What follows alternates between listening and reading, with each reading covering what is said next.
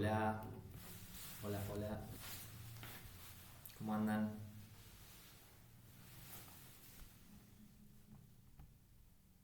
Hola, profe, ¿cómo va? ¿Todo bien? Todo bien, todo de día. Me alegro. Uy, son un montón hoy. ¿Qué pasa? Éramos dos nomás. Angie y More. Ahora Iñaki. ¿Te dicen Iñaki? Sí, profe, y ahí. Dale, genial. Ariadna, Ari. Me dicen Meli, Ah, Meli. porque todos me llaman, o sea, todos me llaman por mi segundo nombre, que es Ah, Melitea, pero es medio raro, entonces todos me dicen Meli. Meli. Lilian. Le decimos Agos, ¿no? Hernández. Sí, sí, hago nomás. Agos. Y Marti. Sí, Marti. Marti. Argañarás. Ay, qué difícil. Bueno, entonces estamos todos. Vamos a. Bueno, y Angie y More ya nos conocemos de la clase pasada. Bueno, ¿cómo andan? ¿Cómo andan con física? ¿Les resulta difícil? ¿Leyeron algo? Algunos temas sí, a mí sobre todo lo que me complica son las fórmulas. Las fórmulas. Eso sí. ¿Pudiste ver algo de membrana 2?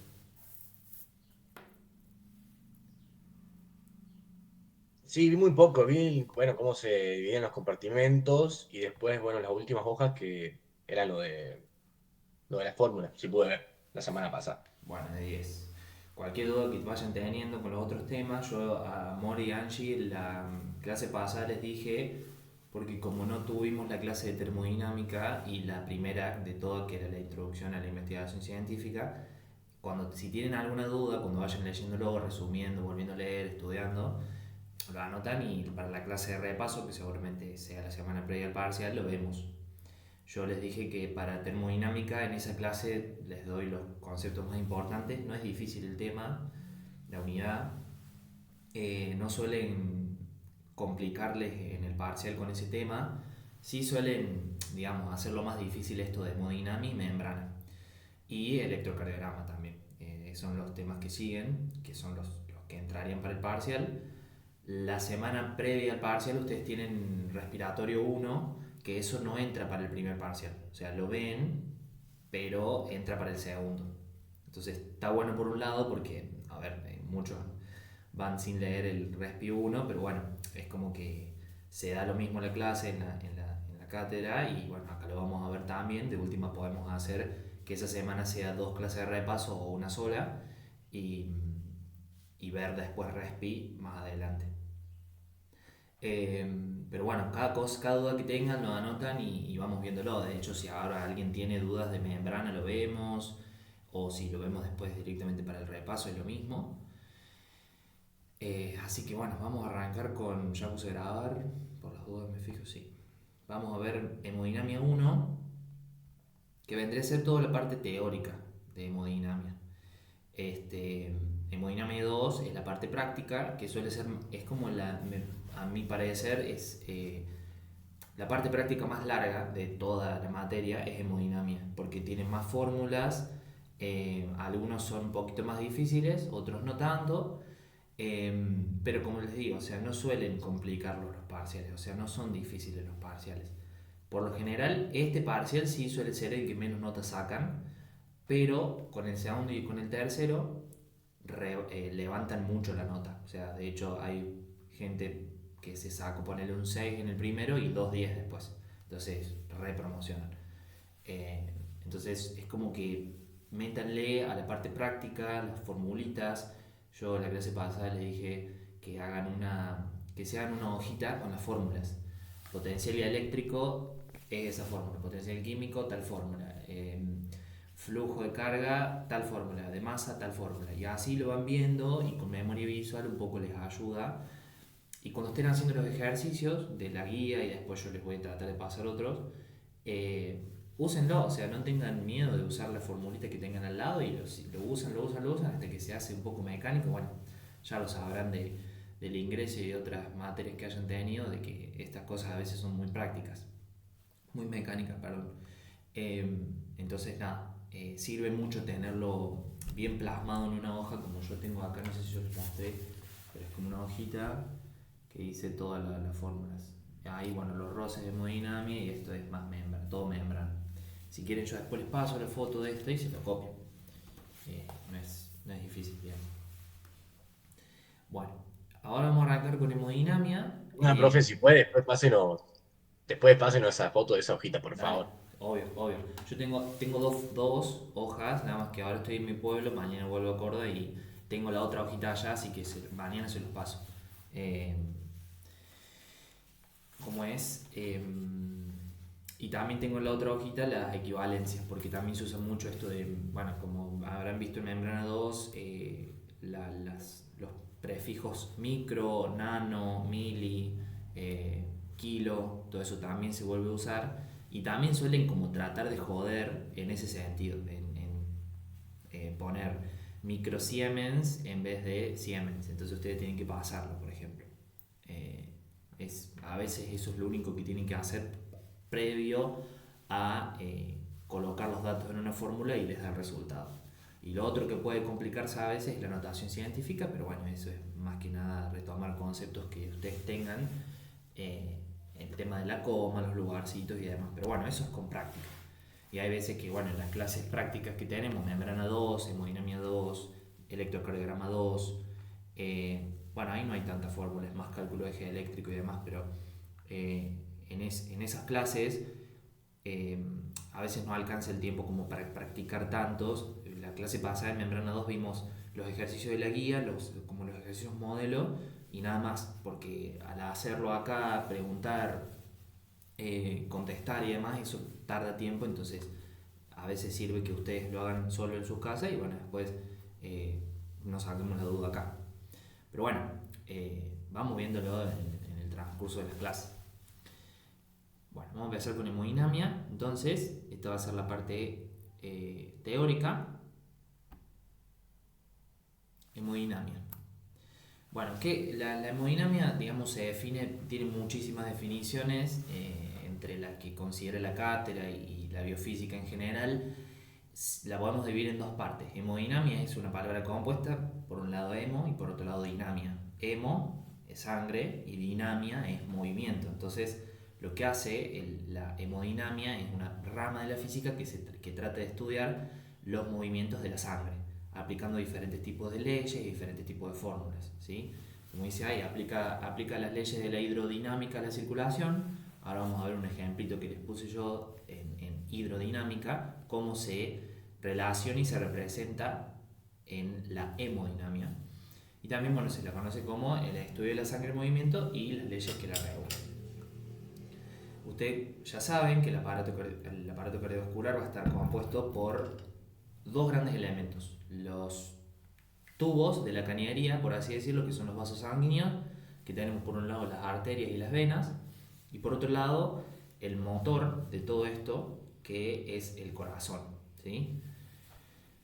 Y tiene diferentes funciones el aparato cardiovascular, entre ellas la más importante de todas es el transporte de la sangre, el transporte de las células que componen la sangre, como son los glóbulos rojos, los glóbulos blancos, las plaquetas, aunque no son consideradas células. Otros elementos, ¿sí? Que están componiendo el plasma, ¿sí? Como la glucosa, los iones, oxígeno, dióxido de carbono. También entra uno de los órganos que trabajan junto con el corazón, que van a ser los pulmones. Los pulmones lo que van a hacer, tienen esa función, ya lo vamos a ver en Respi, de intercambiar ese oxígeno que traen del medio ambiente, intercambiarlo con el dióxido de carbono que trae la sangre carboxioxigenada, o sea, la sangre venosa, desde el pulmón hacia el resto de los órganos, hacia los demás órganos. También lo que va a hacer la parte cardiovascular es transportar los desechos hacia el pulmón y el riñón, que son los dos órganos, los cuales son, como podríamos decir, el tacho de basura de la sangre, que va a agarrar todos los desechos y eliminarlo, ya sea por la expiración, en el caso del pulmón, expirando, eliminando dióxido de carbono, y en el riñón todos los desechos a través de la orina. Y como dijimos también, transporte de hormonas, transporte de... Para que me active el punto. de hormonas, de anticuerpos, de glóbulos rojos y de plaquetas.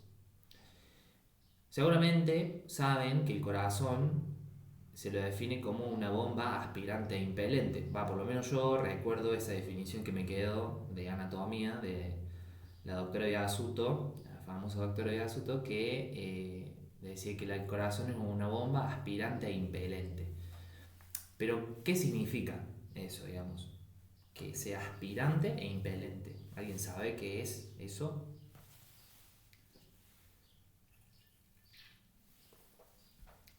Es decir, que llega sangre y libera sangre. Claro, O sea, exacto. como que aspira sangre y libera sangre. Exactamente, perfecto.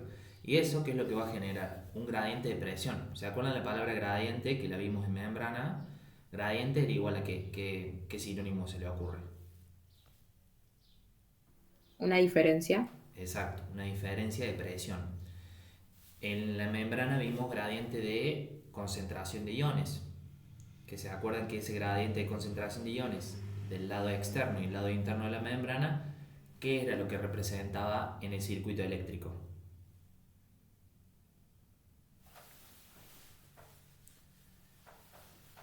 La resistencia, el conductor o la batería.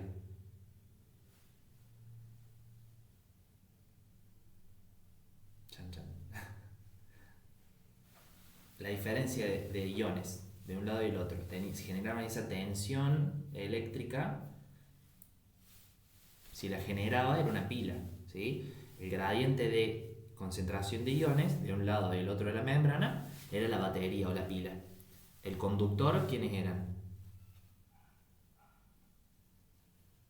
El líquido intra y extracelular. Bien, ¿y la resistencia?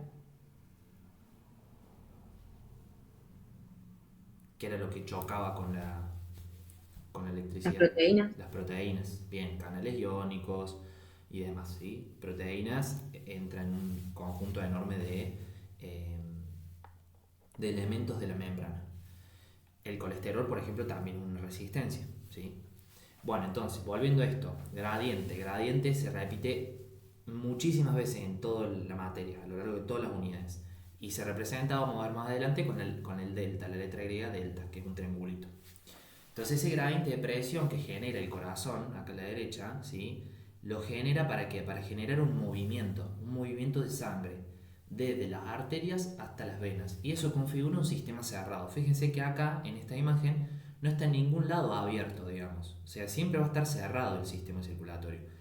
Sale del corazón, llega al resto del organismo, pero el organismo no sale nunca hacia el exterior y el pulmón tampoco, digamos. La sangre, el aire sí está conectado con el exterior, el cuerpo humano también, el sistema digestivo está abierto, el sistema urinario también, ¿sí? La sangre como sistema circulatorio nunca está abierto, siempre va a estar cerrado. Y eso es muy importante para después entender el concepto de caudal. Preguntas hasta ahora, está bien esto, ¿no? Teórico, se entiende. Sí, sí. Genial. Bueno, intenté hacer medio desprolijo, pero espero que lo entiendan en un dibujito para tratar de entender esto que dijimos recién de la bomba aspirante e impelente. Fíjense que acá tenemos el corazón, le llega sangre venosa y sale del mismo sangre arterial, ¿sí? Representándolo, por ejemplo, como dijimos antes en la hidrodinámica, con un surtidor de agua. No importa, esto no nos importa para nada, pero van a ver que les va a ayudar a entender cómo funciona el corazón. Nosotros sabemos que el corazón tiene 4 cámaras, ¿no? Las aurículas derecha e izquierda y los ventrículos derecho e izquierdo.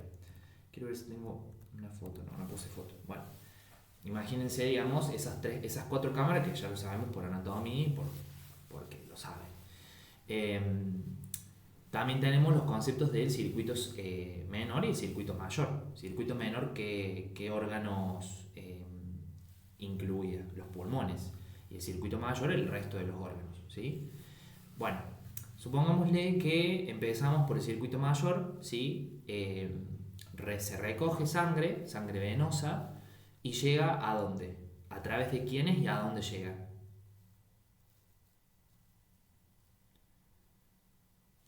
Aurícula derecha, ¿a partir de qué venas? De las cavas. Vena cava superior e inferior. Perfecto. Llega a la aurícula derecha, ¿sí? Y la aurícula derecha pasa al ventrículo derecho, arterias pulmonares, derecha e izquierda, pulmones, venas pulmonares, aurícula izquierda, ventrículo izquierdo, aorta, resto del organismo. Eso lo tenemos claro. Fíjense estos dos esquemas de un surtidor de agua en el que supongámosle que estamos viendo al corazón izquierdo, porque sabemos que se puede dividir en corazón izquierdo y corazón derecho, aunque funcionan en conjunto. Corazón izquierdo, por ejemplo. De acá abajo que está el agua, que vendría a ser la sangre que viene de dónde, de las venas pulmonares y por lo tanto de los pulmones, ingresa a la aurícula izquierda en este caso, y para pasar a los ventrículos tiene que atravesar una válvula, ¿sí? Que son las válvulas auriculoventriculares. En el caso del ventrículo izquierdo, ¿cómo se llama la válvula?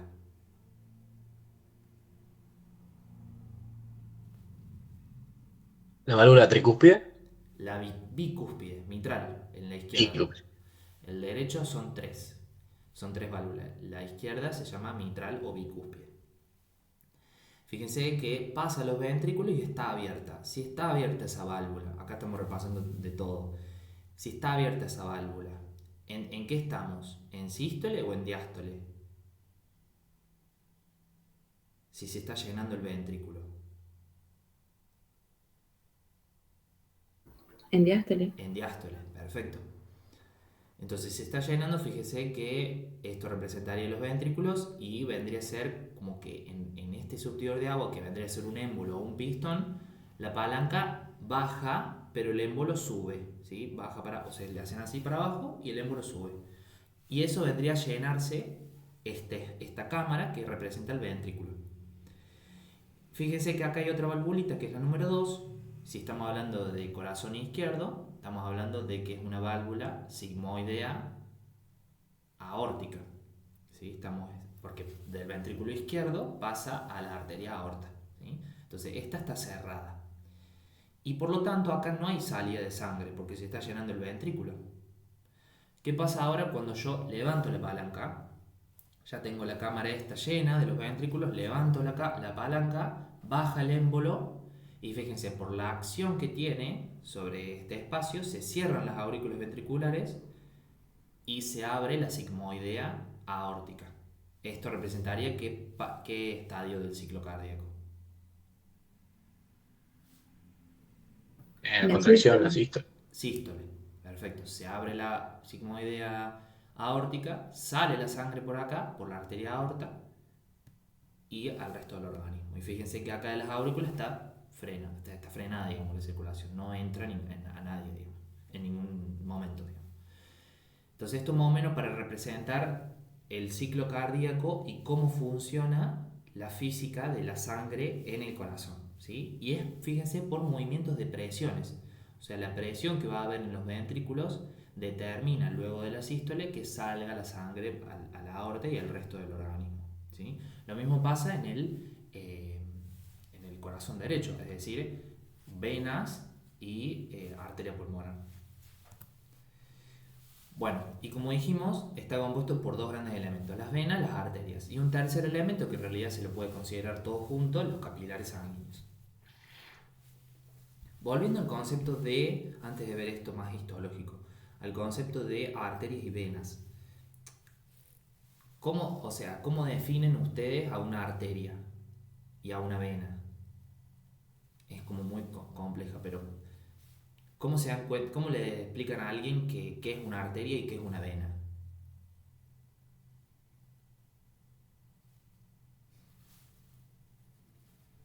Así como les habla, tipo, ¿qué piensa que lleva, qué tiene? Ana, La, Yo la- diría que a ver, espérate, ¿qué que quiero? las arterias serían los vasos sanguíneos, los cuales se encargan de llevar la sangre oxigenada a todo el cuerpo. Bueno, Y que si no me equivoco, tienen normalmente mayor calibre que las venas. eso ahí lo vemos, pero vos decís que las arterias llevan sangre oxigenada. ¿Y las venas entonces qué llevan? La sangre carbo-oxigenada. Claro. ¿Alguien piensa diferente o alguien tiene otra definición? Ay, quiero ver. El tema son las arterias y venas pulmonares, que ahí cambia la definición. Exacto. Ahí me sacaste las- la palabra de la boca. ¿Qué pasa con las arterias y las venas pulmonares? Digamos, ¿sirve esa definición que dio Iñaki? Bueno, no. No, porque llevan, es al revés, básicamente. Exactamente. Entonces, no digo que esté mal, porque es una de las características que tienen las arterias y las venas, sino que para que sea más completa diría que las arterias son aquellos vasos sanguíneos que salen del corazón y las venas que van hacia el corazón. Entonces ahí ya entran todas las arterias y todas las venas. No está mal lo que dijo Iñaki, sino que se puede decir, por ejemplo, como excepción tenemos a las venas y las arterias pulmonares. Entonces las venas, fíjense que salen del pulmón y llegan al corazón, pero no llevan sangre carboxi-oxigenada, sino que llevan sangre oxigenada, porque es la sangre más rica en oxígeno que hay. Y las arterias pulmonares es la sangre más sucia que hay, digamos, sangre que tiene más dióxido de carbono que el resto. Eso es solamente para pensar, no es que se los van a preguntar ni nada, simplemente como para, si les preguntan algo de eso, ustedes sepan, pero las venas y las arterias pulmonares no es así.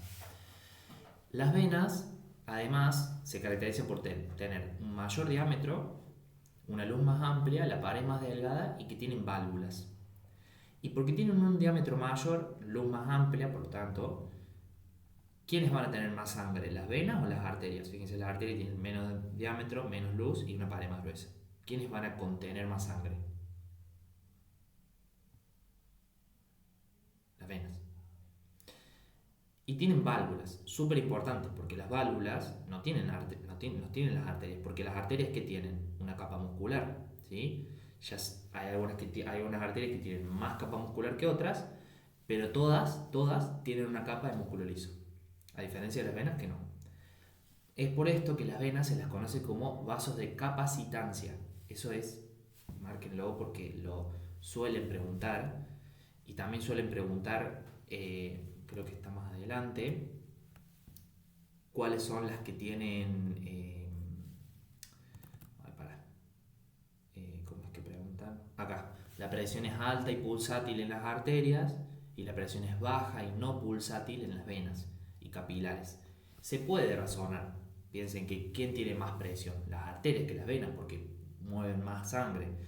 La de las venas es menor. De hecho, ¿dónde toman el pulso? En la arteria radial, la arteria, ¿sí? Entonces, las arterias tienen su presión propia y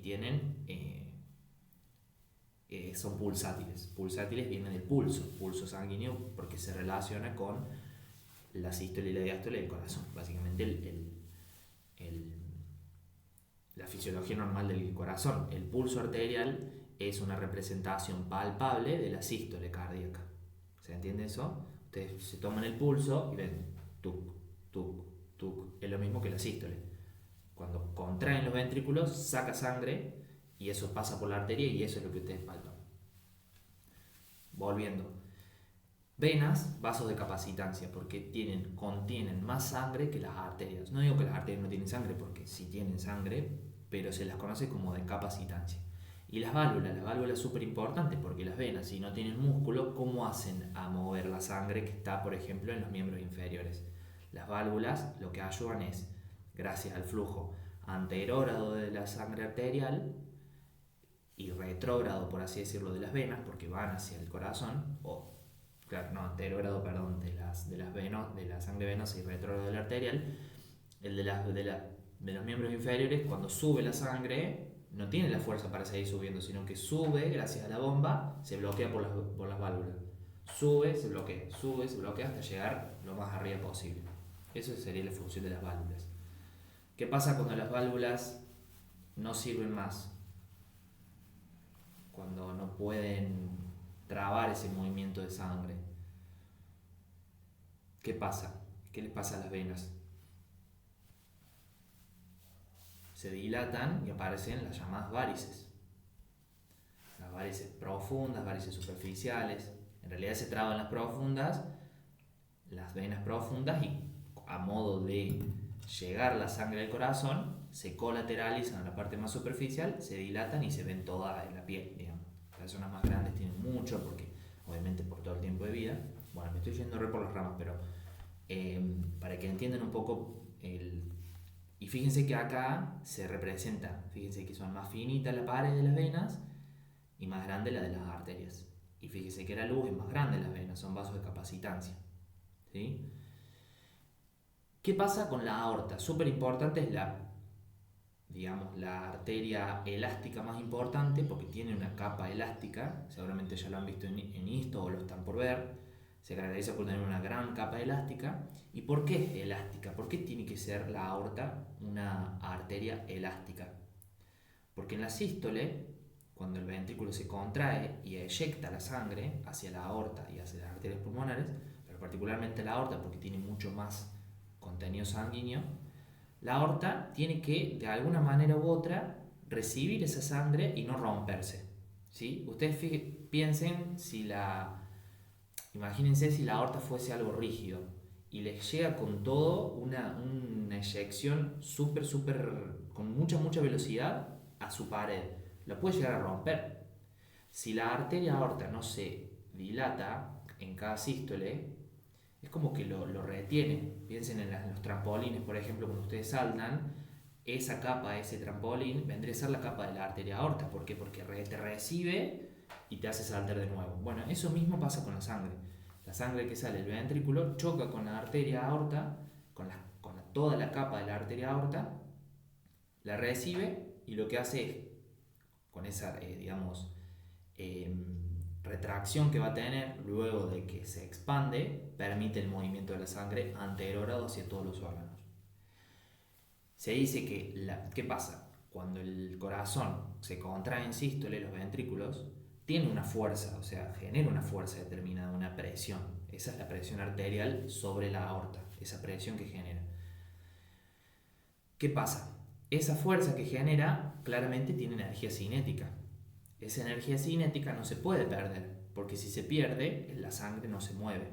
Entonces, ¿quién genera esa energía cinética? Los ventrículos. ¿Quién la recibe? La aorta. Esa arteria aorta se estira para mantener, por así decirlo, la energía cinética que le brindó el ventrículo. Porque, de nuevo, si no se hace elástica, si no se agranda, esa energía cinética se pierde y no se puede transportar hacia el resto del sistema circulatorio y hacia el resto de los órganos. ¿Se entiende esta parte? No sé si... Sí, profe. Sí, genial. Cualquier duda, frénenme, repito de nuevo, seguros todos. Esto es la energía cinética dada por el ventrículo, recibida por la aorta, se vuelve a retraer y se extiende al resto de los órganos. Bueno. Bien. Después vamos a retomar otro concepto de esto. Bueno, y ahora en hemodinamia son tres grandes leyes las que se estudian, lo que la cátedra explica como para que sea mucho más fácil de entender la hemodinamia. Tenemos la ley del caudal, la ley de la velocidad y la ley de la presión. Cada una tiene su formulita, cada una tiene su ley y su explicación. ¿Qué es lo que dice la ley del caudal? ¿Alguien sabe qué es caudal primero? Tipo, que no puede definir así con sus palabras qué es el caudal. Sería la cantidad de sangre que se mueve en un determinado tiempo. Exactamente. En un determinado tiempo, en un determinado lugar o área. Pero está bien. Cantidad de sangre que se mueve, o cantidad de fluidos, si uno lo quiere hacer más general, que se mueven en un determinado tiempo y determinada área. ¿Qué pasa? El caudal tiene que ser igual al entrar y al salir del sistema. Entonces eso convierte a que el caudal en el sistema circulatorio de nuestro organismo es constante. ¿Y por qué tiene que ser constante?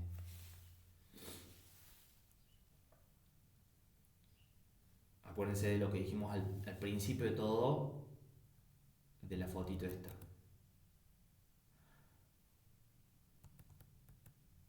¿Por qué tiene que ser constante el caudal? O sea, lo que entra al corazón, por ejemplo, ¿no? O en cualquier punto del sistema circulatorio, tiene que ser igual a la entrada, igual a la salida.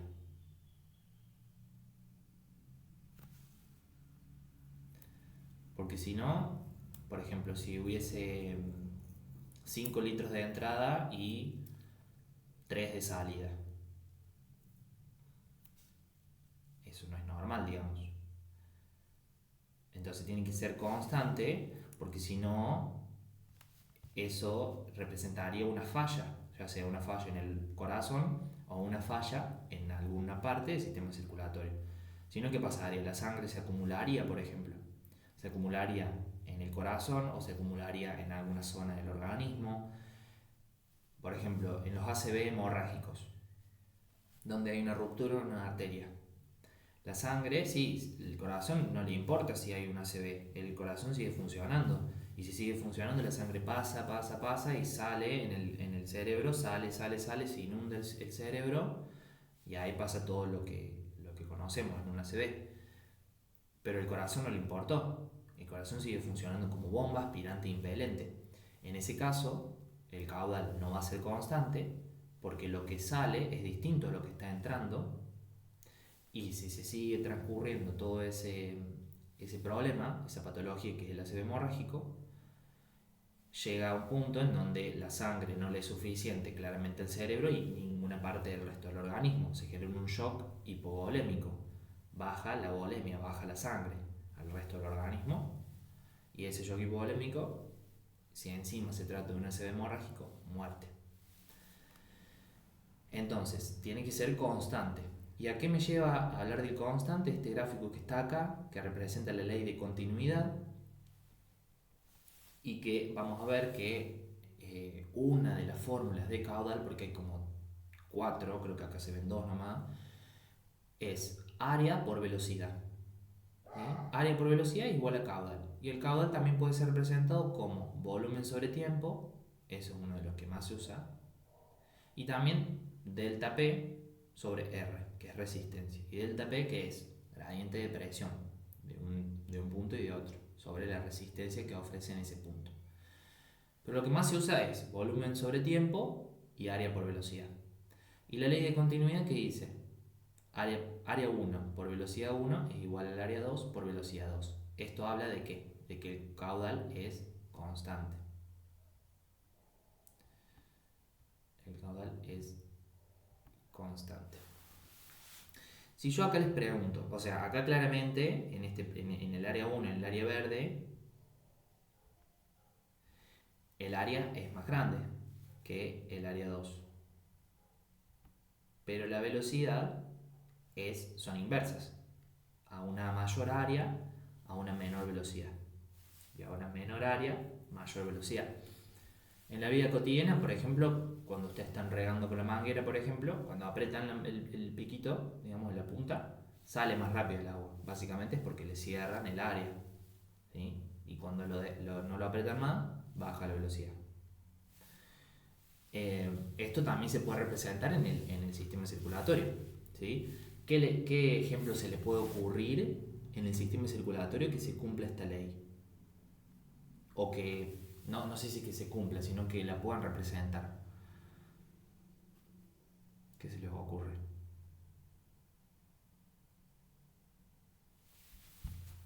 Esto habla, me voy a decir que esto habla de que los líquidos son incompresibles. Diferente a los gases, que son compresibles, pero acá no vemos gases, vemos líquidos. ¿Qué ejemplo se les puede ocurrir a ustedes en el sistema circulatorio? Piénsenlo lo que se les ocurre, digamos. En el sistema circulatorio con arterias, venas y corazón, que se cumple, o no que se cumple, sino que se puede representar con ese gráfico.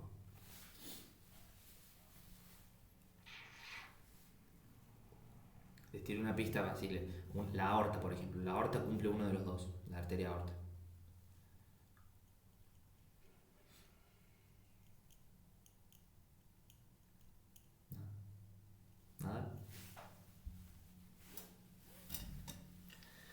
aorta y los capilares, por ejemplo, piensen en un solo capilar. Bueno, si nadie lo dice, lo digo yo, no pasa nada. Piensen en un solo capilar, uno solo. El capilar como su pelo, bueno, ese tiene incluso menos que su pelo, bueno, yo no tengo ahora, pero menos tamaño que un capilar, un pelo de ustedes, y tiene el tamaño de nuestros capilares sanguíneos. Entonces, el área es diminuta, diminuta, diminuta comparado a la aorta. Pero ¿qué pasa ahora? Si la aorta es más grande que el capilar, la velocidad en la aorta tiene que ser despacita, o sea, despacito, menos velocidad tiene que haber, ¿o no? Que en el capilar entonces tienen que ir a las chapas, digamos, re rápido. ¿Y eso se cumple en el organismo o no? O sea, ¿pasa eso? ¿En la aorta la sangre va menos rápido que en el capilar?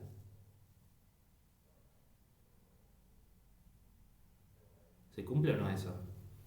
No. No. Entonces, ¿qué pasa acá? ¿Alguien sabe? Porque esto se cumple sí o sí. Pero lo que dijimos en el ejemplo de la aorta y de un solo capilar no se cumple. No es así. ¿Alguien sabe por qué?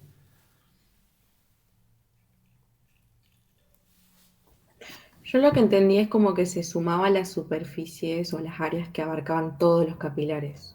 Perfecto. Entonces era mucho mayor que la que tiene la aorta. Excelente. Es eso mismo. A ver si tengo acá. Fíjense. Que eso es un poco. Habla de la siguiente ley, la ley de la velocidad. Fíjense la aorta. Comparado con los capilares. Ay, qué mal que escribo con esto. En centímetros cuadrados, la aorta mide 2,5. En capilares, 2500, o sea, 1000 veces más. Entonces, volviendo a esto, ¿dónde va a estar la aorta? Acá. Ah, y acá están los capilares. Y así sí se cumple. Los capilares tienen una muy, muy pequeña velocidad y la aorta re grande velocidad, ¿no? Y eso favorece los capilares en los órganos al intercambio de ¿qué?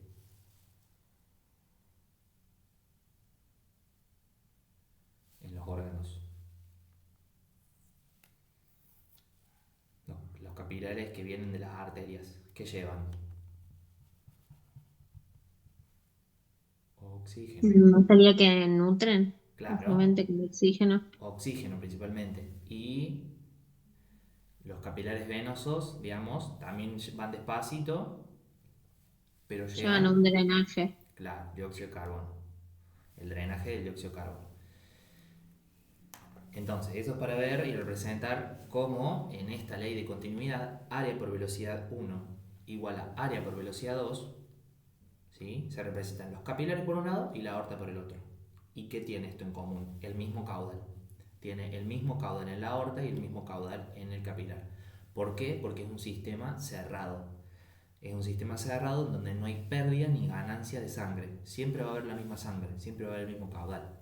Si hay diferente caudal, se altera todo, básicamente. Como les di el ejemplo del ácido hemorrágico, una hemorragia interna, una hemorragia torácica o abdominal, una hemorragia externa. Todo eso cambia el caudal y se afecta todo. Se afecta el gasto cardíaco, ¿sí? Y se afecta por lo tanto la presión arterial. Entonces, seguimos con esto, ley de la velocidad. Acá lo que dice es, bueno, siempre la velocidad es mayor en sístole que en diástole, eso es de público conocimiento. En sístole claramente si nosotros medimos la velocidad en la aorta va a ser más rápida, o sea, va a haber mayor velocidad que en los capilares, que en la sístole que en la diástole.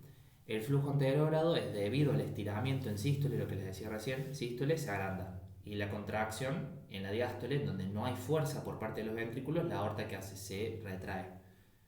Gracias a la energía cinética que les dio el ventrículo. Y las velocidades de un líquido son inversamente proporcionales a las secciones correspondientes. Es básicamente lo que dijimos recién. Acá les puse también la formulita de área, pi por radio al cuadrado. Hay otra que no me estoy acordando que es con diámetro, pero bueno, yo uso esta siempre porque me queda más grabada. A ver si la tengo acá. Bueno, igual después se los paso todo. Pico radio cuadrado. Bueno, no importa. No es importante. Bueno, entonces, esto a modo de ejemplo, lo de la aorta comparado con las venas cavas. Ah, ¿y saben cómo se llama la patología de... que, bueno, esto yo relaciono, pero no tienen por qué saberlo, pero a lo mejor lo saben. ¿Qué pasa cuando, por ejemplo, la aorta crece? Digamos, no es 2,5 centímetros, sino que pasa a ser 6 centímetros, por ejemplo. Esa dilatación que tiene la aorta, por ejemplo. ¿Cómo se llama? ¿Saben? Empieza con A.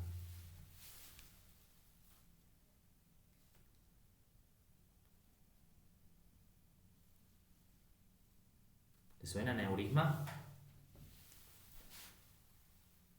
Bueno, el aneurisma, como para que ya sepan, ¿viste? Que ya tengan como datos ahí, que se los tiren a sus compañeros, no, a los profes o lo que sea, o si les preguntan, el aneurisma es una dilatación permanente e irreversible de un vaso sanguíneo. Cuando sea, que específicamente el aneurisma se lo llama aneurisma cuando se dilata más del 50% de su diámetro normal. Entonces, por ejemplo, acá es 2,5 centímetros cuadrados como un término medio de lo que mide una aorta, pero puede ir de 2 a 4 más o menos centímetros cuadrados. Supongámosle que mide 3 centímetros la aorta normal. El 50% es 1,5, entonces cuando supera los 4,5 centímetros cuadrados se habla de aneurisma. Acá si tiene 6 es reaneurisma.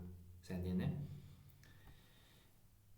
Nada, como para que sepan, qué sé yo. Y obviamente, si afecta el diámetro, la sección transversal, se afecta la circulación. En alguna u otra forma, la velocidad, si aumenta el diámetro, ¿qué va a hacer la velocidad? Tiene que bajar, digamos, como para compensar ese aumento y compensar que el caudal que vimos antes. Si aumenta el área, tiene que disminuir la velocidad, porque si no se aumenta el área y aumenta la velocidad, va a ser mayor que la segunda sección, ¿se entiende? Que los capilares. Entonces, si hay un aneurisma, tiene que disminuir la velocidad. Y esa disminución de la velocidad se ve clínicamente, por ejemplo, una alteración en el pulso, la alteración en la irrigación sanguínea de otros órganos y demás. ¿Sí? Entonces, y obviamente que el aneurisma de aorta tiene riesgo de romperse. Entonces, emergencias, digamos, vasculares serían. Pero bueno, ley del caudal ya lo vimos, ley de la velocidad ya lo vimos, y ahora vamos a la ley de la presión, que yo le dije anteriormente. Esto de que preguntan mucho, hay preguntas de esto, seguramente les pregunten, ¿cómo es la presión en las venas? Baja y no pulsátil. ¿Cómo es la presión en las arterias? Acá está, miren. Acá está, venas. En las arterias va a ser alta y pulsátil, ¿sí? ¿Y por qué pulsátil? Bueno, porque se ve representado en el pulso sanguíneo. El pulso sanguíneo dijimos que era la representación palpable de la sístole ventricular. Y dice que acá en los capilares también es baja y no pulsátil hasta descender a 0 en la aurícula derecha. La aurícula derecha es considerada en el eje flebostático el punto 0. ¿Sí? Cuando ustedes, porque seguramente algún profe les pregunte qué es el eje flebostático, bueno, no es necesario tampoco, en fisio se lo van a explicar más, pero que sepan que en el eje flebostático que mide las presiones de las venas, básicamente, la aurícula derecha va a ser el punto 0, ¿sí? Fíjense, esto es un vaso sanguíneo que tiene un punto número 1, que es la presión 1, y la presión 2. La diferencia de uno y otro es el gradiente de presión. Como vimos en membrana, y como vamos a ver ahora en sangre, y como vamos a ver en respi, y en otras unidades más, todo transporte de un fluido, ya sea líquido o gas, tiene siempre algo que le hace resistencia, ¿sí? Algo que se opone a su movimiento, que en este caso es la resistencia. En membrana vimos impedancia, que se podía llamar, pero es básicamente lo mismo. Impedancia, resistencia, acá vamos a ver una pequeña diferencia más adelante. Acá está, ¿ves? La impedancia y la resistencia, pero ya lo vemos. Pero es básicamente lo mismo. Cuando ustedes dicen cuál es la fuerza que se opone al movimiento de un fluido, resistencia. Al flujo sanguíneo, acá está el flujo sanguíneo se mueve de un lado hacia el otro y acuérdense esto. El movimiento de la sangre está generado por un gradiente de presión que está dado por el corazón. ¿Sí? Y fíjense esto que está acá abajo. La mayoría de los territorios vasculares están colocados en paralelo. Solo el tubo digestivo y el hígado se conectan en serie. Permite suplir dichos órganos con un flujo suficiente de sangre y una menor presión. ¿Saben que es un circuito paralelo y un circuito en serie? También es red de electricidad, pero bueno, acá se vuelve a repetir. O que se imaginen si yo les digo, por ejemplo, que el flujo sanguíneo es en paralelo en el riñón, en el cerebro y en el corazón, pero es en serie en el estómago, en el intestino. ¿Qué significa eso? ¿Alguien sabe? ¿O qué se les ocurre?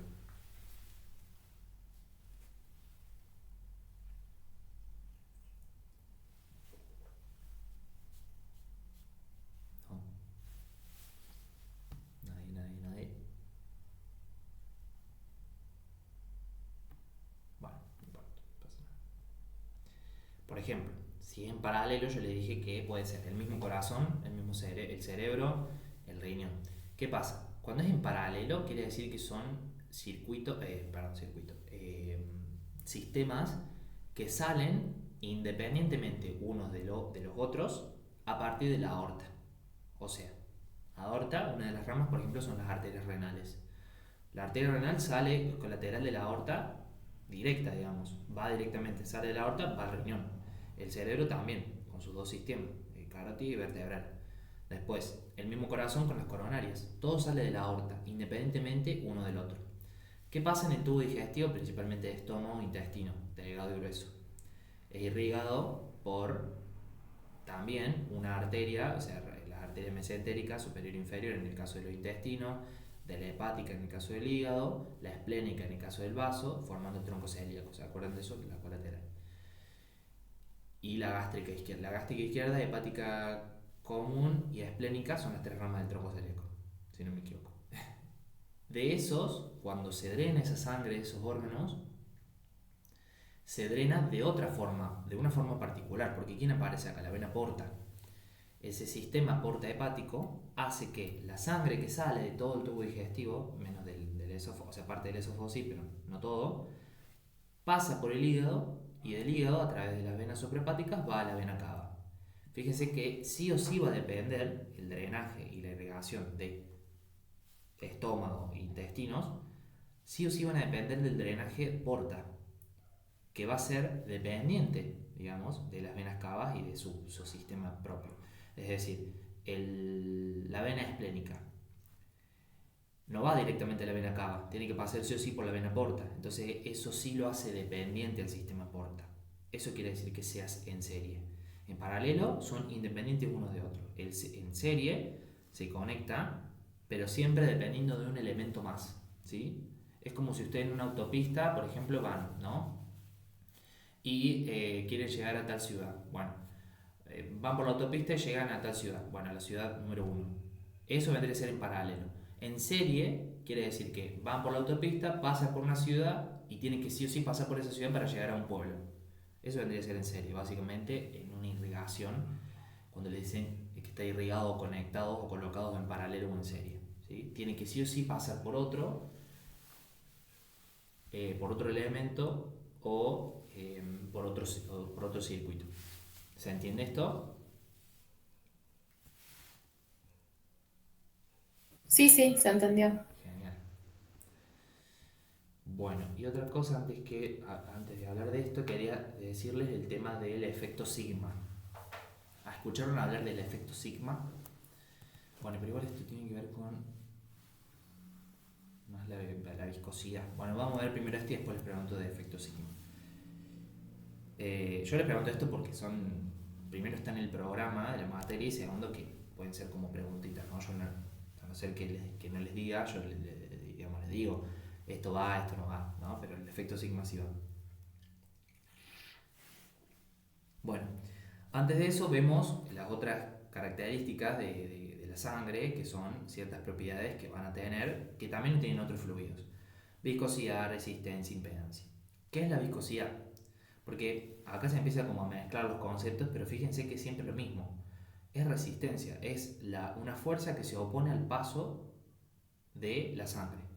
La viscosidad es resistencia al movimiento, que sus moléculas se oponen respecto a las vecinas del mismo líquido, propio de los líquidos reales.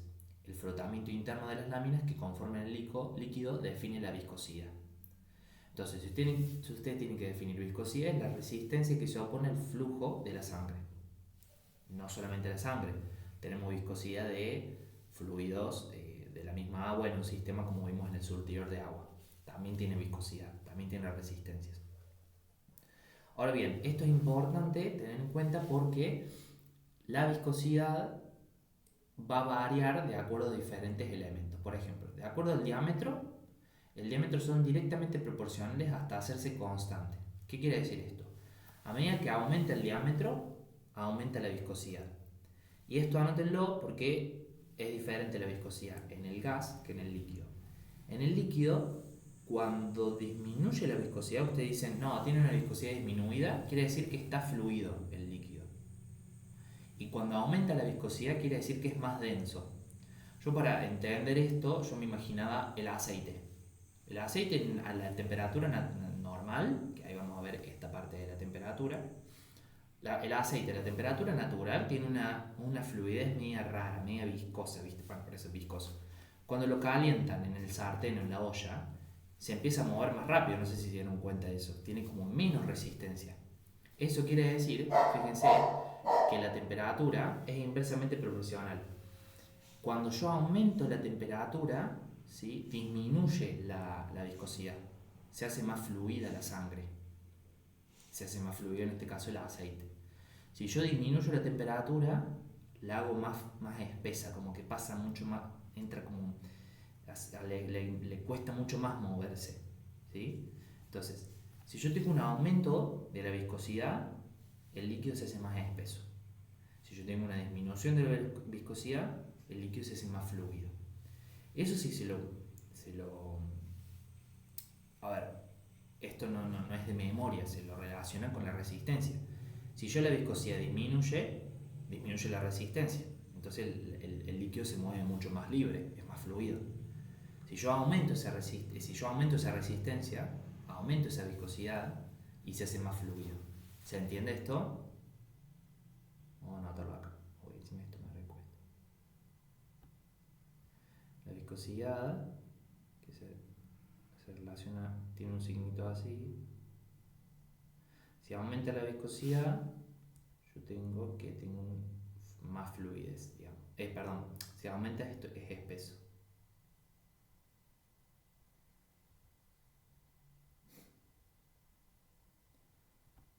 Ay, no, qué feo. Espeso. En cambio, si disminuye, se hace más fluido.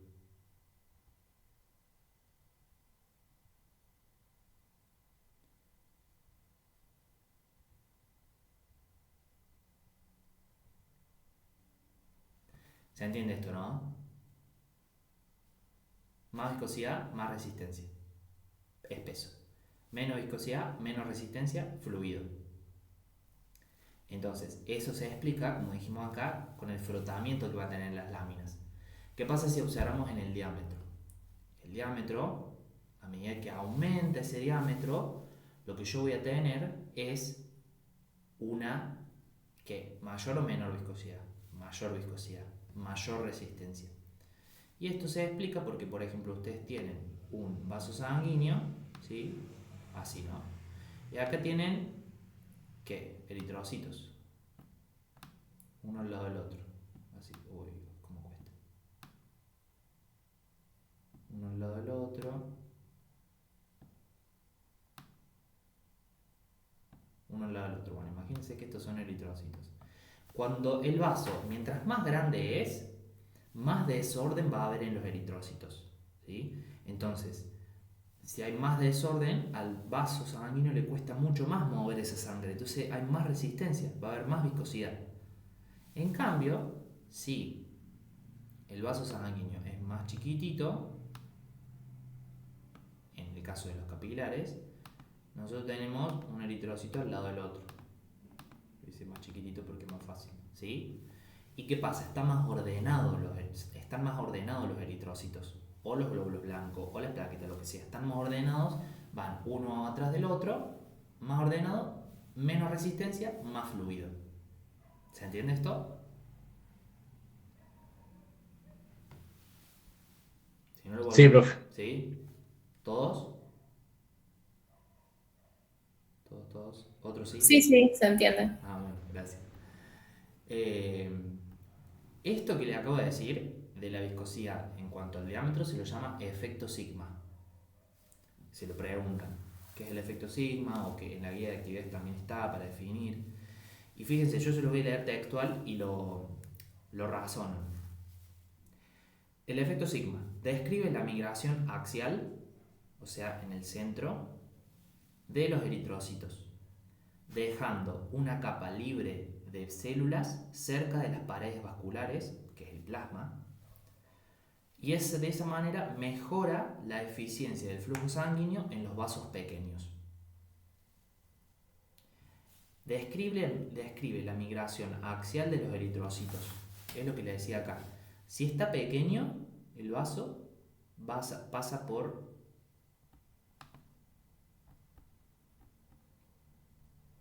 Si está pequeño, pasa bien por el centro, así uno al lado del otro, tuki tuki. Si es más grueso, choca, y le cuesta pasar. Entonces, ¿dónde hay más viscosidad? ¿Dónde hay más viscosidad y por lo tanto más resistencia? ¿En la aorta o en el capilar pulmonar?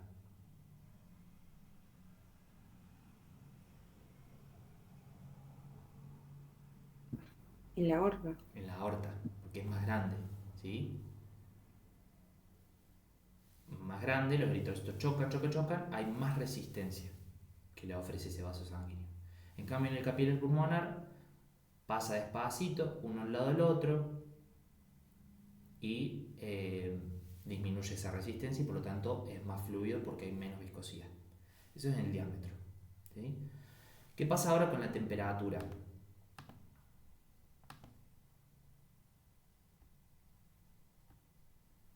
La temperatura. Yo directamente me pienso en temperatura y pienso en el aceite en la sartén. Aumento la temperatura, disminuye la resistencia, disminuye la viscosidad, se hace más fluido, ¿sí? Disminuye la temperatura, aumenta la resistencia, aumenta la viscosidad, se hace más espeso. Entonces fíjense que es inversamente proporcional y dijimos que el diámetro era directamente proporcional, ¿sí? Temperatura entonces inversamente proporcional, acá es un dato, esto no importa, aumenta un 2% la viscosidad por cada grado que disminuye la temperatura. ¿Se entiende diámetro? ¿Se entiende temperatura? Vamos con hematocrito. El hematocrito es directamente proporcional. El hematocrito es el grado de dilución que tienen las células sanguíneas, en los eritrocitos principalmente, en la sangre, digamos. ¿Qué pasa en la anemia? En la anemia nosotros tenemos una disminución de glóbulos rojos, que se ve representado en el laboratorio con una disminución de la hemoglobina, ¿sí? No importa, que no hace falta que lo sepan, simplemente que sepan que en la anemia hay una disminución de glóbulos rojos. Entonces, si disminuye los glóbulos rojos, ¿qué piensa que va a pasar? ¿Aumenta la resistencia o disminuye?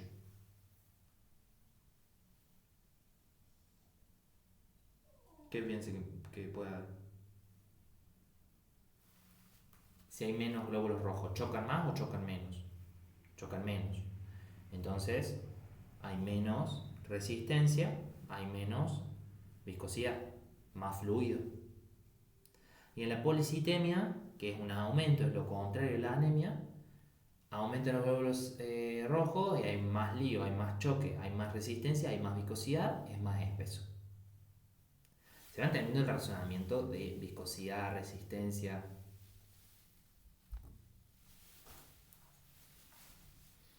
Bien, ¿y qué pasa con la presión de los vasos? Son inversamente proporcionales, hasta hacerse constante la presión. Piensen en la aorta. Hay más presión, menos viscosidad y eso lo hace más fluido, pero no se relaciona de la misma forma que el diámetro, o sea, fíjese que son contrarias. Nosotros dijimos acá que era, mientras más aumento de diámetro había, más resistencia más viscosidad. Pero acá la presión de los vasos es inversamente proporcional. O sea, es más presión, menos resistencia. Bueno, es porque hay un equilibrio. No puede ser súper espesa la sangre en la aorta ni súper fluida. Hay un equilibrio. Bueno, estas variaciones de la viscosidad y la resistencia en los diferentes escenarios lo suelen preguntar bastante. Entonces, si no lo entendieron, bueno, díganme si no lo vamos a explicar o lo razonan después cuando lo estudien bien y lo volvemos a retomar, ¿sí? Pero, nada, es importante la viscosidad. Pero piénsenlo 2 segundos. Piensen que viscosidad, hablas de resistencia. Resistencia, ¿cómo la podemos disminuir? Bueno, diámetro, ¿qué pasa? Si aumenta el diámetro, hay más desorden de los eritrocitos. Y ese desorden de los eritrocitos hace que aumente la viscosidad y la resistencia. Se hace más espeso. Bueno. Y esto es lo que se explica en el efecto sigma. A ver si encuentro una foto del efecto sigma que les pueda servir como para más entendimiento. No sé si han visto en hemodinamia. Me apareció un video el otro día de cómo se ve el vaso sanguíneo en el ojo, en los vasos sanguíneos más superficiales en la conjuntiva del ojo. Se ve bien cómo se mueven los... A ver si lo puedo buscar. Vasos sanguíneos en el ojo. Ay, perdón. Mi perro todavía. Vaso sanguíneo en el ojo. Movimiento de eritrocitos. Acá está, mira.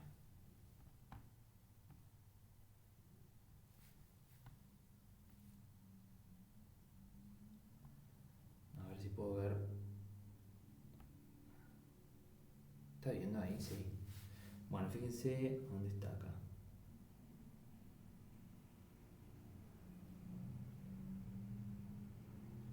Ahí. Fíjense. ¿Vieron? Fíjense cómo está. Se le dice que se mueve en fila de indios. O sea, uno atrás del otro. Ese es el efecto sigma. Un movimiento ordenado en estos vasos sanguíneos que hace que disminuya esa viscosidad, porque disminuye el diámetro. Ese es el efecto sigma. Bueno, vimos hasta un TikTok. ¿Hay alguna duda con esto? ¿Nada? Si no, seguimos.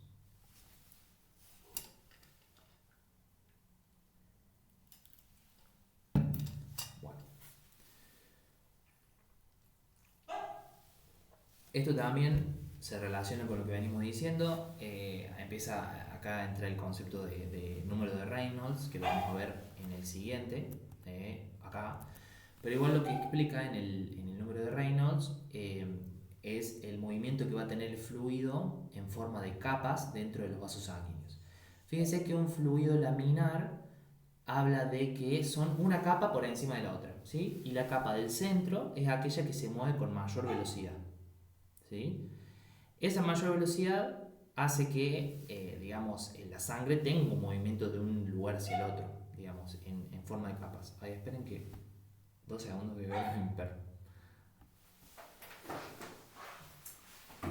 Teo, basta. ¿Qué quieres? Vení, vamos. Vamos. Vamos.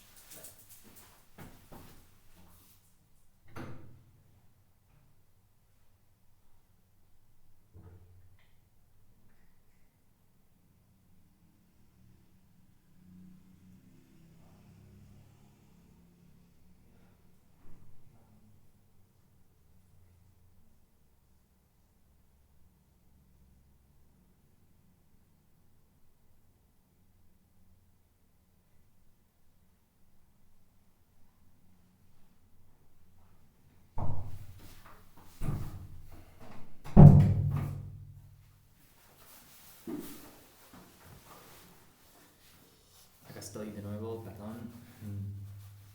Bueno, estamos en el fluido laminar.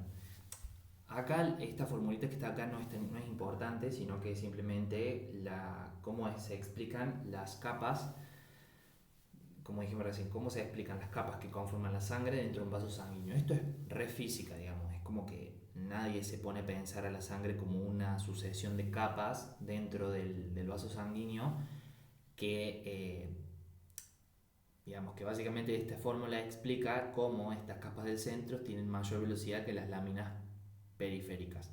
Y básicamente tienen más velocidad porque las que están en contacto con el vaso sanguíneo, con las paredes, chocan, tienen una resistencia en contacto unas con otras. Por eso es que se mueven más lento que el del centro. Simplemente eso. Acá, bueno, tenemos también el tema de la impedancia y resistencia, como dijimos recién. Las dos son una oposición del flujo, resistencia e impedancia. De hecho, la impedancia viene de la resistencia. Pero ¿qué pasa? Más fino, se dice que la impedancia tiene en cuenta la fricción, la elasticidad y la masa cuando el caudal no es constante, sino que es oscilatorio. En cambio, la resistencia es la oposición al flujo cuando el caudal es constante y no oscilatorio. ¿Cuál creen que las dos definiciones es la que se aplica al sistema circulatorio de nuestro organismo? ¿Impedancia o resistencia?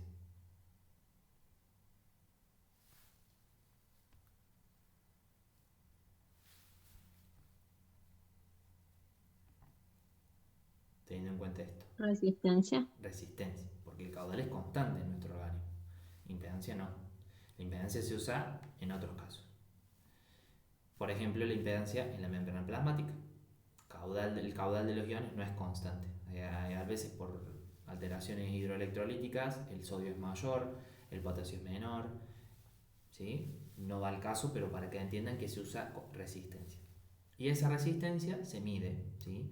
Se mide y se calcula en dos puntos determinados, presión 1 menos presión 2 sobre el caudal. Eso da el valor de la URP que se usa, que vamos a verlo en hemodinámica 2, las unidades de resistencia periférica, que tiene un valor determinado. O sea, hay algunos ejercicios que se sacan. Si son 3 URP, ¿cuánto equivale? Bueno, 3 por este valor, DINA sobre centímetro al cuadrado. Y acuérdense que el caudal es volumen sobre tiempo, mililitros sobre segundos, por lo general. También puede ser metros cúbicos sobre litro, puede ser metros cúbicos sobre minuto, litros sobre hora y demás, ¿sí? Cualquier unidad, digamos. Y la ley de Poiseuille también preguntan qué es la ley de Poiseuille. Tiene esta definición. Hay muchas mnemotecnias de esta definición que no las voy a decir acá, pero nada, esto también lo hemos trabajado en el ingreso, así que creo que lo tengo acá también. Resistencia, sí, unidad de resistencia periférica. Bien, eso. Eso es respecto al tema de la resistencia y de la fuerza en el flujo laminar. Porque esto es básicamente, la formulita que se explica es la fuerza, digamos, de las láminas que dijimos recién. La diferencia entre impedancia y resistencia, ley de Poiseuille, súper importante. Entonces, teniendo en cuenta que el caudal es igual a ¿qué? A la diferencia de presión de un punto al otro por el radio del vaso sanguíneo a la cuarta, digamos, por pi sobre 8 por la longitud del vaso sanguíneo por la viscosidad.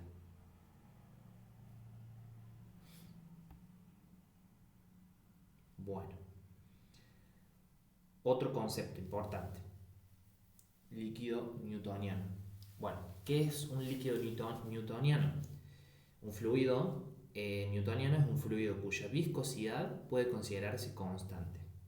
¿La viscosidad en nuestro organismo es constante? No. Por lo tanto, en realidad en ciertas partes sí es constante, pero la mayoría no. Entonces, dice que el líquido newtoniano es considerado, la sangre, perdón, es considerado líquido newtoniano en arterias y en venas, pero no newtoniano en capilares. ¿Por qué? Porque claramente cambia la viscosidad. Acá es newtoniano porque no cambia la viscosidad con diferente velocidad. Acá tenemos que tener en cuenta la velocidad en vasos cuyo diámetro es mayor a 0,4 milímetros. Acuérdense, el punto de corte es 0,4 milímetros. Entonces, líquido newtoniano es un fluido que la viscosidad se considera constante. ¿En cuáles se van a considerar constante? En las arterias y en las venas, porque no cambia esa viscosidad con diferente velocidad en los vasos cuyo diámetro es mayor a 0,4 milímetros. ¿Cuándo se considera no newtoniano? O sea, que sí cambia la viscosidad en los capilares, porque cambia a diferentes velocidades cuando el diámetro es menor a 0,4 milímetros. O sea, que para considerar si es newtoniano o no, tenemos que ver la viscosidad. Si es constante, es newtoniano. Si no es constante, no es newtoniano. ¿Y cómo se cambia directamente la viscosidad? Con muchos factores, entre ellos la velocidad. Que si no me equivoco, la viscosidad se puede sacar acá, digamos. La viscosidad se calcula a partir de la ley de Poiseuille, una de las pocas fórmulas que tiene viscosidad y que se puede sacarla. Esta es la viscosidad, entonces se despeja, esto lo vamos a ver en el hemodinámica 2, pero la hemodinámica se despeja acá y la viscosidad se despeja acá y se calcula. ¿Se quedó claro esto entonces, la líquido newtoniano? En la guía también está como para resolver. Entonces tienen que tener en cuenta viscosidad y por lo tanto velocidad. Se relaciona directamente eso, el punto de corte que sea 0,4 milímetros. Entonces, más de 0,4 milímetros, arterias y venas, es líquido newtoniano. Pero si es menor de 0,4, cambia la velocidad en los capilares y cambia si es newtoniano o no, porque cambia esa viscosidad. Bueno, ¿y cuáles son las variaciones del flujo? Variaciones del flujo. Por lo general la sangre, a ustedes en los ejercicios les van a dar los datos de densidad y de viscosidad, que por lo general siempre es 1,05 gramos sobre centímetro cúbico la densidad de la sangre, pero puede variar, como ya vimos. Y la viscosidad también puede variar, pero por lo general suele ser constante, de 0,035 a 0,05 poises. ¿Qué pasa? Acá entra el concepto del número de Reynolds. El número de Reynolds, ustedes piensen que es directamente relacionado con la viscosidad. De hecho, para sacar ese número de Reynolds necesitamos el diámetro, la densidad, la velocidad y la viscosidad. ¿Y qué se calcula con el número de Reynolds? La probabilidad de alcanzar el nivel crítico de la velocidad media cuando la misma determine el paso de flujo laminar o turbulento. O sea, ¿qué es esto? Yo lo que saco con el número de Reynolds es la probabilidad o las posibilidades de que la sangre, como tal, con una densidad, con una viscosidad, con una temperatura determinada, cambie de flujo laminar a flujo turbulento. ¿Y qué es el flujo turbulento? Fíjense que acá se revé la diferencia, ¿no? Flujo laminar dijimos que era algo totalmente sereno, tranquilo, la sangre va de un lado hacia el otro, capita, la capita del medio es más veloz que la capita de los extremos, que están en contacto con el vaso sanguíneo, que esa pared le hace fricción y es por eso que esa sangre que está en contacto con los vasos sanguíneos tiene menor velocidad, porque tiene fricción, cosa que la capa esta del centro no tiene. Esta sí la tiene y esta no la tiene. Bueno, lo normal es que nuestra sangre esté en flujo turbulento o laminar, flujo laminar. Pero hay ciertas situaciones fisiológicas que hay un flujo turbulento. ¿Saben cómo se llama esos ruidos o esos sonidos? Son los soplos, ¿que no? Que se escuchan. Sí, los soplos. Pero tiene otro nombre. El soplo ya es una, digamos, una condición clínica, por así decirlo. Hay otro más físico o fisiológico. Los ruidos de... ¿Alguien lo sabe? Con K. Los ruidos o sonidos de Krokotov. Krokotov, si no me equivoco. Krokotov.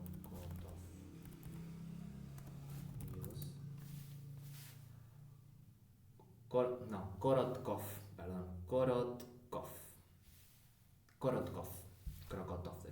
Korotkov. Bueno, cuestión, estos sonidos, estos ruidos, se generan normalmente en nuestro organismo y es normal. ¿Y por qué se dan estos ruidos? ¿Y por qué se da este flujo turbulento? Porque básicamente hay ausencia de un flujo laminar que hace que la sangre no sea algo tan armónico, sino que empiece como a dar como vueltitas o a generarse ciertas alteraciones en el trayecto de la sangre, en el dinamismo de la sangre. Es decir, por ejemplo, cuando la sangre choca con la aorta, digamos, y cuando somos niños, normalmente tenemos soplos fisiológicos. De hecho, a más de uno, no sé si alguien tiene diagnosticado un soplo o algo, pero, o de niño que se le ha ido, por lo general esos soplos fisiológicos pediátricos se suelen ir a medida que evoluciona y creces tu cuerpo y tu sistema cardiovascular. Entonces, ese flujo turbulento lo que hace es resultado de una alteración en el flujo de la sangre. En vez de ser algo armónico y laminar, como el flujo laminar, empiezan a haber onditas, que es como esto que está representado acá. Fíjense, esas alteraciones esas alteraciones en el flujo generan esos movimientos que no son normales, y que eso va a determinar esos sonidos de Korkotov. Bueno, ya me olvidé el nombre. Pero bueno, esos sonidos que se puede evolucionar y en ciertos puntos del corazón dan los soplos, ¿sí? Soplos en el corazón. Que en las mismas arterias, por ejemplo, cuando tomamos la tensión arterial, cuando presionamos con el manguito, estamos intencionalmente alterando el flujo de la sangre. Estamos comprimiendo las arterias y las venas. Entonces claramente va a haber, previa a esa compresión, cuando nosotros tomamos la tensión arterial, lo que le pasa a la arteria es como que lo comprimimos así, algo así, por así decirlo. La sangre viene por acá y pasa por acá. Bueno, es muy exagerada la compresión, ¿no? Pero esa compresión que es externa, que viene de acá, que es por el manguito rotador, que después nosotros ponemos el esteto y escuchamos en la arteria, estamos intencionalmente generando este sonido, este soplo fisiológico, que es lo que nos permite medir la tensión arterial. Y entonces, ¿qué pasa? Cuando nosotros calculamos el número de Reynolds, calculamos la probabilidad o el nivel crítico que llega a la velocidad, que determina una velocidad media y que cambia de flujo laminar a turbulento. O sea, yo calculo la probabilidad teniendo en cuenta la velocidad. Lo que calculo en el número de Reynolds es velocidad, es la velocidad básicamente. Tenemos estos 4 elementos que dijimos acá. Pero el nivel crítico de la velocidad media cuando esta pasa de flujo laminar a turbulento. Y lo que ustedes tienen que saber para la resolución de los problemitas es esto, que está acá. Menos de 2000 es un flujo laminar. De 2000 a 3000 es un flujo inestable. Y de más de 3000 es un flujo turbulento. O sea que, ¿cómo suelen ser las preguntas? Se calcula la viscosidad, se calcula la presión hidrostática, hidrodinámica, bla, bla, bla. Y después dicen, ¿y el flujo de este paciente es turbulento, laminar o inestable? Bueno, ustedes sacan el número de Reynolds y les da 1500. Bien, flujo laminar. ¿Se entiende? Ya vamos a ver en hemodinamia 2 que es así. ¿Se entendió entonces? Número de Reynolds. ¿Se entendió? Flujo laminar y turbulento. Sí, sí, se entendió. Genial. Bueno, ya nos quedan dos diapositivas. Teorema de Bernoulli. Bueno, fíjense que acá empieza a haber muchos nombres raros. Poiseuille, Bernoulli, Laplace, muchas formulitas, es como la unidad que más va a haber formulitas, pero si uno lo entiende en un principio no pasa nada. Teorema de Bernoulli se basa en el principio de conservación de la energía. El principio de conservación de la energía a mí me recuerda a termodinámica, ¿no es cierto? Nada se crea ni se destruye, sino que se transforma, ¿sí? Entonces, después tenemos esa es la segunda ley. La primera ley, perdón. Y la segunda ley es que digamos, la energía que se transforma en calor no puede recuperarse esa energía que se transformó en calor, o sea que es algo irreversible. Esa es la primera y segunda ley de la termodinámica. Y el teorema de Bernoulli se basa en el principio de conservación de la energía, o sea, en la primera ley de la termodinámica, que dice que la energía total es igual a la energía cinética más la potencial. Cinética, si ustedes se acuerdan del ingreso, era igual a la velocidad o la energía que tenía, la energía molecular de las moléculas. Y la potencial es la que era directamente relacionada con la altura. ¿Y qué dice? A caudal constante ingresa cierta cantidad de volumen, o sea, una energía potencial, con cierta velocidad, o sea, la energía cinética. Y fíjense siempre esto, a caudal constante, o sea, nunca se olviden esto, caudal constante. Ingresa cierta cantidad de volumen con energía potencial a cierta velocidad, energía cinética. Bueno, ¿cómo se mide esto? PHD, presión hidrodinámica, es igual a la suma de presión hidrostática más la cinemática. Presión hidrostática, estática, algo frenado. Altura, gravedad, densidad. Ya cuando tienen altura piensen en hidroestática. Si tienen velocidad y si tienen masa, cinemática. La suma de estas dos es la hidrodinámica, que es la que vamos a usar nosotros. También los ejercicios le pide calcular la presión hidrostática y la dinámica, después la hidrodinámica, ¿sí? Y bueno, y es toda este chorizo de fórmula. Presión 1 más un medio de la masa de la densidad por la velocidad 1 al cuadrado más la densidad por la gravedad por la altura 1, es decir, esto es en un punto del sistema circulatorio. Esto es igual, esto es igual a lo mismo, pero en otro punto del sistema circulatorio. ¿Sí? Presión 2 más un medio por la masa, por la densidad, por la velocidad 2 al cuadrado, más la densidad por la gravedad por la altura 2. Es todo igual, ¿sí? Fíjese que por un lado tengo la presión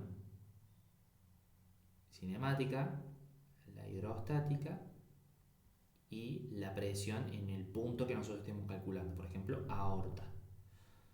Presión 2, fíjense que es igual, o sea, es todo igual. La presión 1 es igual a la presión 2. ¿Por qué? Porque tengo un caudal constante. ¿Sí? El punto 2, la presión 2, más la presión cinemática, más la hidrostática. ¿Sí? Es el teorema de Bernoulli. Para mí, esto es lo más fácil. O sea, lo más fácil. Me recuerda mucho el ingreso y decís, bueno, cinemática es velocidad, hidrostática es altura. Piensen eso. Lo que les hace calcular acá es en una columna, por ejemplo, de sangre. Calcular la presión hidrostática en tal punto y la cinemática ahí. Bueno, en ese caso lo que más valor va a tener es la hidrostática, porque es una columna, es a altura, ¿sí? En cambio, se les pide en un punto determinado, debido a la acción de la sístole, en un punto, bueno, eso ya es velocidad. Van a ver que los problemas no son difíciles en cuanto a teorema de Bernoulli. Es básicamente entender qué se está preguntando y colocar los datos. Pero acuérdense esto, que se basa en el principio de conservación de la energía, total es igual a la cinemática más la potencial, y eso se ve reflejado en la presión esta hidrodinámica, que fíjense que acá vendría a ser lo mismo que energía total es igual a presión hidrodinámica, la sumatoria de ambas. Bueno, esto el lunes que viene lo volvemos a retomar para que refresquemos las formulitas, tengamos escrito la fórmula al lado y resolvamos los problemas. Y por último, la ley de Laplace. Sí, porque bueno, la ley de Laplace también lo repreguntan. Y fíjense que en realidad la ley de Laplace lo que relaciona es la distensión con la tensión, que no son lo mismo, que no es lo mismo tampoco tensión y presión. Ustedes cuando les dicen, por ejemplo, tomar la presión arterial, en realidad lo que están tomando es la tensión arterial. Está mal decir, te tomo la presión. A ver, no van a ser como, no sé, gente que le va a ir a decir, no se dice no se dice presión, se dice tensión. Es lo mismo, se toma como lo mismo en la medicina, pero físicamente son cosas distintas. La presión es la fuerza que ejerce, fíjense cómo se ve acá, la sangre a la pared, y la tensión es lo que ejerce la pared a la sangre. De afuera hacia adentro es tensión y presión es de adentro hacia afuera, ¿sí? Lo que uno mide, cuando mide con el manguito, el manguito de el manguito con el esteto, lo que mide es la tensión. Entonces, ¿qué hace la ley de Laplace? Establece que la presión de distensión, que es la P, que está acá, esta P, en un objeto hueco, distensible en equilibrio, es igual a la tensión en la pared dividida por el radio de la curvatura. ¿Qué pasa? Esta definición que está acá es en una esfera. Lo que ustedes tienen que trabajar es en un cilindro. ¿Por qué? Porque los vasos sanguíneos son un cilindro, no son una esfera. Entonces lo que se toma es esto que está acá. Presión igual a tensión sobre radio, o tensión igual a presión por radio. Ustedes se pueden aprender estas dos, o una mejor dicho, y después por definición despejan presión, que va a ser igual a tensión sobre radio. ¿Sí? Entonces, ¿cuál es la formulita que se tiene que aprender de ley de Laplace? Que establece la relación entre la tensión y la presión en un cilindro, que vendría a ser el vaso sanguíneo, o en una esfera. Es diferente la formulita, pero la que se aprenden es la del cilindro. ¿Por qué? Porque es un vaso sanguíneo. Entonces, tensión igual a presión por radio, o presión igual a tensión sobre radio. Y las preguntas son fáciles. O sea, le dicen, ¿cuál es la tensión de un vaso sanguíneo de tal diámetro? Y ahí sacan el radio, por ejemplo. Si la tensión o la fuerza que ejerce el vaso sanguíneo sobre la sangre es de tal. ¿Sí? Le cambian las palabras, digamos. Es simplemente eso. Bueno. ¿Alguna duda? Hasta acá.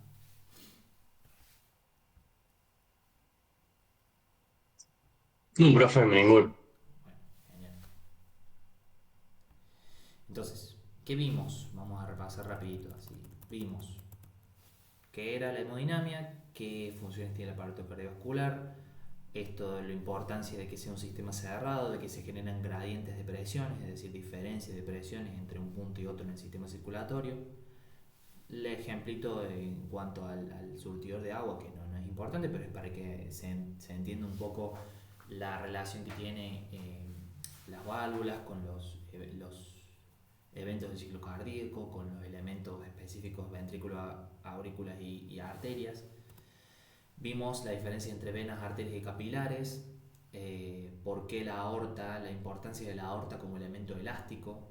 ¿Sí? Recuerden que es como que absorbe esa energía cinética dada por la sístole en los ventrículos y utiliza esa energía para transportar el resto de la sangre al resto del organismo. ¿Por qué las venas se lo llaman vasos de capacitancia? ¿Qué son las válvulas? ¿Qué pasa? Bueno, esto nombramos qué pasaba si las válvulas se hacían incompetentes. Y entramos en las tres grandes leyes de la hemodinamia: caudal, velocidad y presión. Caudal constante, ¿por qué? En la ley de continuidad, que explica lo del caudal, área por velocidad 1 igual a área por velocidad 2. Recuerden que los líquidos son incompresibles, a diferencia de los gases que son compresibles, pero acá no tratamos gases. La ley de la velocidad, la importancia que tenía en relación con la ley de continuidad, de considerar a la aorta y considerar a los capilares. A los capilares se los considera la sección transversal total de los capilares, no uno solo como dijimos, y es por eso que el área es mucho mayor que el de la aorta y por lo tanto la velocidad es más pequeña en las capilares que en la aorta, y eso favorece el intercambio de nutrientes y de desechos. La ley de la presión que establece el gradiente de presión entre un punto y el otro, cómo era la explicación esta de los circuitos en paralelos y en series, cómo era la presión en las venas y en las arterias, alta y pulsa tienen las arterias, baja y no pulsa tienen las venas. Vimos también la viscosidad, súper importante viscosidad, cómo la relacionamos con los 4 grandes factores: diámetro, temperatura, hematocrito y la presión de los vasos. Importantísimo el del diámetro porque vimos el efecto sigma. Vimos cómo el flujo normal, que es el flujo laminar, se desplaza a lo largo de un vaso sanguíneo, que se considera la resistencia como el elemento propio del sistema circulatorio nuestro y no la impedancia. La ley de Poiseuille, que se la utiliza para sacar la viscosidad, para sacar el caudal. Hay veces que el caudal no te da el volumen y el tiempo, sino que te da la resistencia, te da el radio, te da la presión en un punto y otro, te da la longitud y te da la viscosidad. Y voy a decir, pero me está faltando volumen y tiempo. Bueno, no, es para que quieren que use la ley de Poiseuille, la formulita de Poiseuille. Vimos cómo la sangre se comporta como líquido newtoniano y no newtoniano. La variación en el flujo con el número de Reynolds. Los sonidos de Korkotov o Krokotov, ya no me acuerdo. Los soplos, el flujo laminar y el flujo turbulento, que era el número de Reynolds. Teorema de Bernoulli en relación al principio de conservación de la energía. Y ley de Laplace, la relación que va a tener tensión y presión en un vaso sanguíneo o en una esfera. Todo eso, de cada cosita se sacan fórmulas. Yo mañana se los paso a las formulitas, se las escriben y el lunes que viene vemos los ejercicios que tengo acá y los que están en la guía, que algunos son iguales, me parece, o sea que hay algunos. Volvemos a repasar un poquito así rapidito como les hice al final y hacemos los ejercicios. Si los pueden hacer, joya, porque aparte tienen que cursar ahora, no sé, en la semana, hemodinamia 1, y el lunes que viene ya van a tener todos los ejercicios para la semana que viene tener la hemodinamia 2 en su clase. Que los otros chicos, Iñaki, Marti, Meli y Agos, ¿qué profes tienen ustedes? Yo, Angie y More ya sé. ¿Con qué profes cursan? Yo tengo a Adolfo Vidal. Ah, Yo con Tomás Castillo. ay, yo también estoy ahí. ¿En qué comisión estás, Agos? Los miércoles en el primer turno. Ah, yo estoy con él, yo estoy siendo ayudante, pero a la 1:15. Así Ah. que, bueno, las clases de Tommy yo lo amo, es lo más, como explica, ya te habrás dado cuenta cómo explica. Sí, sí, sí. Así que aprovechalo. Yo, profe, tengo a Romina Blasco Ah, la como Romy. profesor.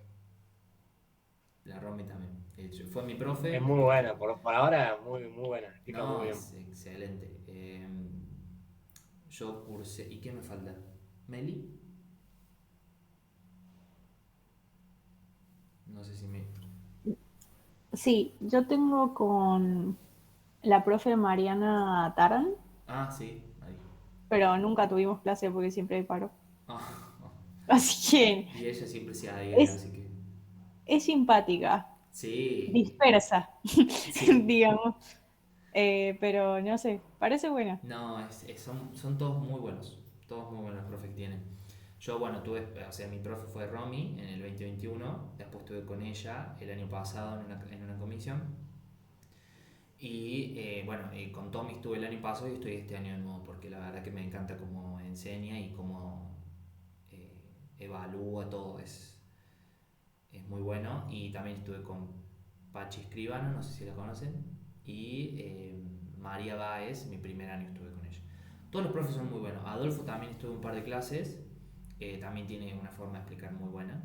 Pero el resto no estuve nunca. Sé una vez estuve con Mariana Tarán, que también es tipaza. Así que bueno, espero que esto también les ayude de manera paralela como a entender lo que ellos expliquen. Porque, bueno, no sé, el miércoles Agos va a tener con Tommy, bueno, no sé los demás qué día tienen, pero cada uno va a tener su forma diferente de explicar, pero bueno, yo acá trato como de tomé un poco de cada profe que he pasado por ellos, digamos, en los años, Y bueno, espero que se entiendan los temas. Cualquier cosa realmente díganme lo que sea, si les gusta, si no les gusta, si no entienden, entienden. eh, lo que sea, sin vergüenza, sin nada. Si quieren prender las cámaras, si no quieren prender, no pasa nada. Pero no tengan vergüenza en hablar. ¿Estamos bien entonces? Nos vemos el lunes que viene. Dale, profe. Dale. Gracias. No, gracias a ustedes. Muchísimas gracias. Buen fin de largo. Chao, nos vemos. Nos vemos. Nos Claro. vemos. Chau, Chao, chau. profe, gracias.